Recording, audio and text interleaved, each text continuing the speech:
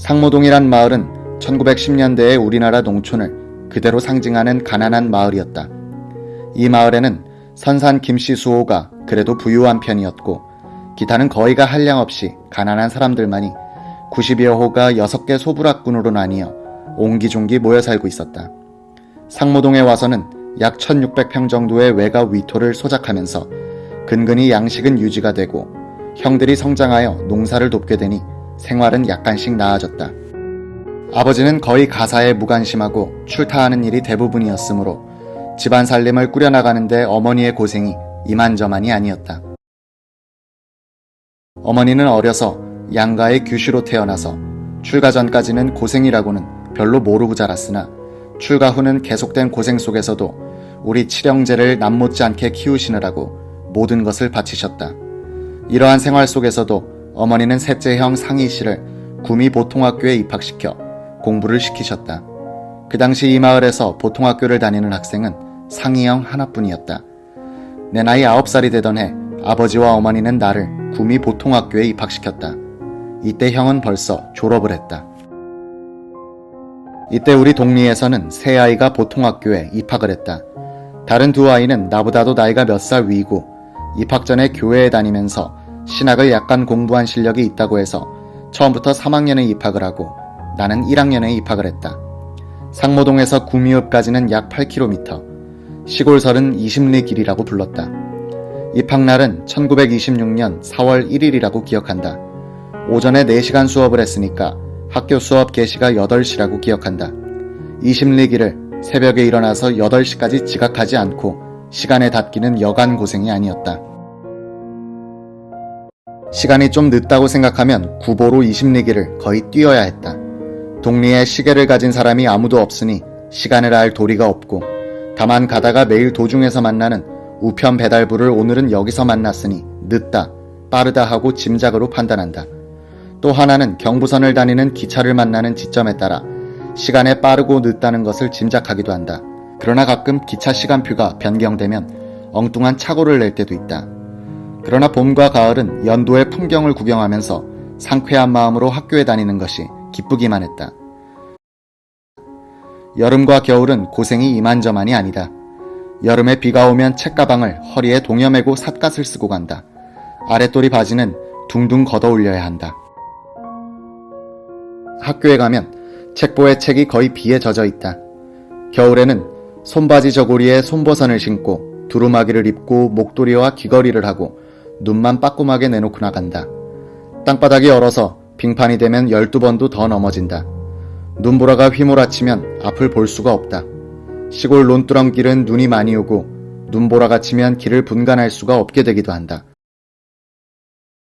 사곡동 뒤 솔밭길은 나무가 우거지고 가끔 늑대가 나온다 해서 혼자는 다니지를 못했다. 어느 눈보라가 치는 아침에 이곳을 지나다가 눈 위에서 늑대 2마리가 서로 희롱하는 것을 보고 겁을 집어먹고 마을 아이 셋이 집으로 되돌아가고 학교에 가지 못했다. 그 이후에도 그곳을 지날 때는 언제든지 늑대가 나오는 것 같은 생각이 들어서 눈이 동그랗게 돼 서로 아무 말도 않고 앞만 보고 빨리빨리 지나가곤 했다. 그런데 이 솔밭이 해방 후에 고향에 돌아와 보니 나무 한 그루 없이 싹 벌목을 해서 뻘건 벌거숭이 산이 되어 있었다. 학교 다니는 나보다도 더 고생을 하는 분이 어머니다. 시계도 없이 새벽 창사를 보시고 일어나서 새벽밥을 짓고 도시락을 싸고 다음에 나를 깨우신다. 겨울에 추울 때는 세숫대야에 더운 물을 방 안에까지 들여와서 아직 잠도 덜 깬 나를 세수를 시켜주시고 밥을 먹여주신다. 눈도 덜 떨어졌는데 밥이 먹힐 리 없다. 밥을 먹지 않는다고 어머니한테서 꾸지람을 여러 번 들었다. 아침밥을 먹고 있으면 같은 동네의 꼬마 친구들이 삽작 곁에 와서 가자고 부른다. 어머니는 그 애들을 방 안으로 불러들여 구들목에 앉히고 손발을 녹이도록 권하신다. 밥을 먹고 채비를 차리고 나면 셋이 같이 새벽길을 떠난다. 아직 이웃집에서는 사람들이 일어나지도 않은 새벽길을 얼어붙은 시골길을 미끄러지면서 뛰어간다. 망태고 밭두렁길을 뛰어가다가 뒤를 돌아보면 청령둑 소나무 사이에 우리들을 보내고 애처로워 지켜보고 서 계시는 어머니의 흰옷 입은 모습이 희미하게 보인다. 학교에서 돌아오는 시간이 늦어도 어머니께서는 늘 그 장소에 나와 계시거나 더 늦을 때는 동네 어귀 훨씬 밖에까지 형님들과 같이 나오셔서 정이 오느냐, 정이야 하고 부르시면 여기 가요 하고 대답하면서 집으로 돌아간다. 왜 좀 일찍 오지 이렇게 늦느냐 하며 걱정을 하시면서 어머니는 자기가 두르고 온 목도리를 나에게 또 둘러주신다. 뛰어왔기 때문에 땀이 나서 춥지도 않은데 어머니가 자꾸만 목에다 둘러주시는 것이 귀찮게 여겨질 때도 있었다. 집에 돌아가면 구들목 이불 밑에 나의 밥그릇을 따뜻하게 넣어두었다가 밥을 다 먹을 때까지 어머니는 상머리에서 앉아서 지켜보신다. 신고 온 버선을 벗어보면 흙투성이다. 어머니는 밤에 버선을 빨아서 구들목 이불 밑에 넣어서 말린다. 내일 아침에 또 신고 가야 하기 때문이다. 하루 종일 얼었다가 저녁을 먹고 온돌방에 앉으면 갑자기 졸음이 오기 시작한다. 숙제를 하다가 그대로 엎드려 잠이 들어버린다. 어머니가 억지로 나를 깨워서 소변을 보게 하고 옷을 벗겨서 그대로 재우면 곤드레가 되어 떨어져 자버린다. 나이 9살에서 15살까지 6년 동안을 이렇게 지냈다. 학교에 가지고 간 도시락이 겨울에는 얼어서 찬밥을 먹으면 나는 흔히 체해서 가끔은 음식을 토하기도 하고 체하면 때로는 아침밥을 먹지 않고 가기도 했다. 이럴 때는 하루 종일 어머니는 걱정을 하신다. 그러나 그 당시 시골에는 소화제라고는 아무것도 없었다. 며칠 동안 밥을 먹지 못하면 이웃집에 침장이 할아버지가 있었는데 거기에 가서 침을 맞았다. 이상하게도 그 침을 맞으면 체증이 낫는 것 같았다. 나의 왼손 엄지손가락 부리에는 지금도 침을 맞은 자국이 남아서 빨갛게 반점이 남아있다. 이 반점을 보면 지금도 어머니 생각과 이웃집 침장이 할아버지가 생각난다. 한없이 평화스럽지만 가난한 나의 고향, 가끔 학교에 가져가야 할 용돈이 필요하면 어머니가 한 푼 두 푼 모아두신 1전짜리 동전, 5전, 10전짜리 주화를 괴짝 구석에서 찾아내어 나에게 주신다. 한 달의 월사금이 그 당시 돈으로 60전이었다. 매월 이것을 납부하는 것이 농촌에서는 큰 부담이었다. 특히 우리 집 형편으로서는 큰 부담이었다. 어머니께서는 한 푼이라도 생기면 나의 학비를 위해서 모아두신다. 때로는 쌀을 몇 대씩 팔아서 모아두신다. 계란 한 개가 1전이었다고 기억이 난다. 형들이 달라면 없다 하시고 알뜰히 모아두신다. 어머니는 담배를 좋아하셨다. 때로 담배가 떨어져도 나의 학비를 위해 모아두신 돈은 쓰실 생각을 아예 안 하신다. 때로는 학교에 가져가야 할 돈이 없으면 계란을 몇 개 떨어진 양말짝에 싸서 주신다.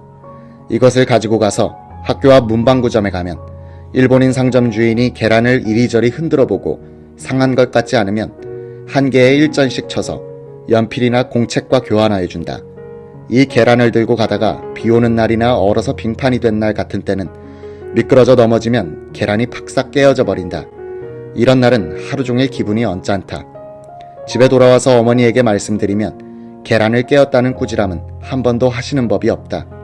딱하지 넘어져서 다치지나 않았느냐고 하실 뿐이다. 1, 2학년과 5, 6학년 때 우등상을 받았던 박정희가 질병으로 결석한 일수는 1학년 때 18일, 2학년 때 20일, 3학년 때 16일이었다. 4학년 이후에 건강 상태는 좋아져 5학년 때는 하루, 6학년 때 사흘을 결석했을 뿐이다. 구미 공립보통학교 6학년 때인 1931년 박정희 소년의 키는 135.8cm, 몸무게는 30kg, 가슴둘레 66.5cm로 발육상태 평가는 병이었다. 어느 늦봄날이었다. 보통학교 2, 3학년 시절이라고 기억이 난다. 20리 시골길을 왕복하니 배도 고프고 봄날이라 노곤하기 그지없었다. 집에 돌아오니 정오가 훨씬 넘었다. 삽작에 들어서니 부엌에서 어머니께서 혼자서 커다란 바가지에 나물을 밥을 비벼 드시다가 이제 오느냐 배가 얼마나 고프겠느냐 하시며 부엌으로 바로 들어오라고 하시기에 책보를 든 채 들어가 보니 어머니께서는 바가지에 비름나물을 비벼서 막 드시려다가 내가 돌아오는 것을 보시고 같이 먹지 않겠느냐고 하시기에 같이 먹었다. 점심때가 훨씬 넘었으니 시장도 하지만 보리가 절반 이상 섞인 밥에 비름나물과 참기름을 넣고 비빈 맛은 잊을 수가 없는 별미다. 나는 요즘도 가끔 내자에게 부탁하여 비름나물을 사다가 비빔밥을 만들어 먹어보곤 한다. 엄동의 추운 겨울에는 저녁을 먹고 나면 가족들이 한방에 모인다. 세상사 여러가지 이야기가 시간 가는 줄을 모른다. 아버지와 형들이 한 방에 모여 있으니 아버지가 계신 고로 형들은 담배를 피우지 못한다. 아버지께서 눈치를 알아차리시고 슬그머니 사랑방으로 내려가신다. 형들에게 담배를 마음대로 피우도록 자리를 비워주시는 셈이다. 밤이 늦어지면 이야기도 한물 가고 모두들 밤참 생각이 난다. 어머니께서 홍시나 곶감을 내어 오실 때도 있고 때로는 저녁에 먹다 남은 밥에다가 지하에 묻어둔 배추김치를 가져와서 김치를 손으로 찢어서 밥에 걸쳐서 먹기도 한다. 이것이 시골 농촌의 겨울밤의 간식이다. 가끔은 묵을 내오는 때도 있다. 박 대통령은 워낙 비름나무를 좋아했으나 1970년대 후반부터는 시장에서도 비름나무를 구할 수 없었다. 박학봉 부속실장과 이광형 부관은 할 수 없이 씨앗을 사가지고 와서 청와대 본관 뒷동산에 작은 밭을 일구고 심었다. 이 부관은 미끈미끈한 비름나물이 맛이 없었으나 대통령은 고추장과 참기름을 보리 섞인 쌀밥에 비벼 다른 반찬은 거들떠보지도 않고 맛있게 먹는 것이었다. 대통령은 가난했던 시절을 잊지 않으려고 비름나물 비빔밥을 먹는 것 같았다.